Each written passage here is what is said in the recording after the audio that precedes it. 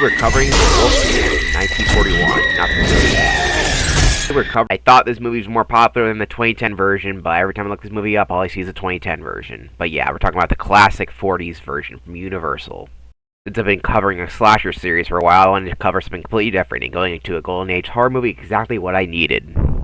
And if you're looking for a werewolf movie, I can't say I recommend it because there's barely any werewolf. Not that I don't recommend it, because it is a good movie, but there's not a lot of wolf in it.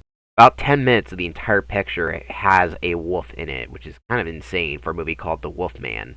But strangely enough, the film treats it as if it's a psychological horror. I know I keep using that term, but no, they keep saying it's all in your head, and they try to do psychosis on this one guy, but nope, he is a werewolf. And we barely see him as a werewolf, but it does look cool, and there's a nice lot of fog. You gotta love fog in movies. So for most of the movie, it's not really a horror movie, so what's the point of watching it? Well, I think it's decent.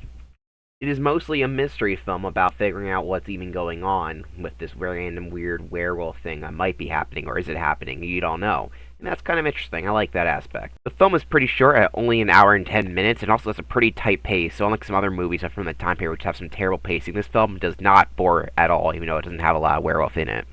And the score, which I don't think I can play for you, is one of the best film scores I've heard in a film. I'm not joking. Look up the Wolfman score. It is fantastic. Yeah, the Wolfman doesn't have a lot of Wolfman, but it does have some interesting characters. Not a whole lot.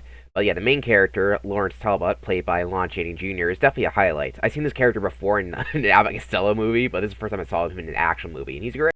The funny thing is, he actually does kind of ashlish things, but he sells it to make you like him as a character, despite the fact that he does kind of dubious things, like trying to get a girl that's married.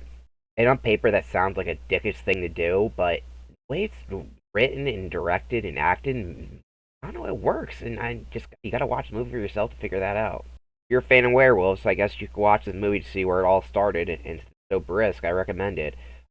Yeah, I did have a fun time, and I don't really want to spoil everything about it, but yeah, there is a werewolf, and the acting is good, and so is the chemistry between the characters, and yeah, what else do you want more from it?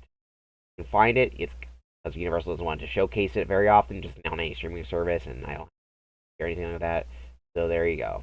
Also, is there a reason why a werewolf can only be killed by silver? I know it's a common trope, but where does that come from? Maybe I should look that up, but hey, before I look that up, you guys can tell me in the comment section below. Why is a werewolf's weakness silver? Let me know in the comment section below. One of the funnier aspects to me is the fact that there's a werewolf character that gives the main guy the werewolfism is a guy named Bella, who's the laziest character name ever. Oh, we got this actor, Bela Lugosi, who's playing this character. What should we call him? Well, we'll just call him Bella. We're lazy. I don't know why that's funny to me, but, you know, that's fun. Yeah, the original werewolf is Bela Lugosi, Dracula. Pretty cool. Anyway, that's a Wolfman. Alright, that's it. I recommend this film if you can find it. And yeah, go on to the next film, which will be tomorrow.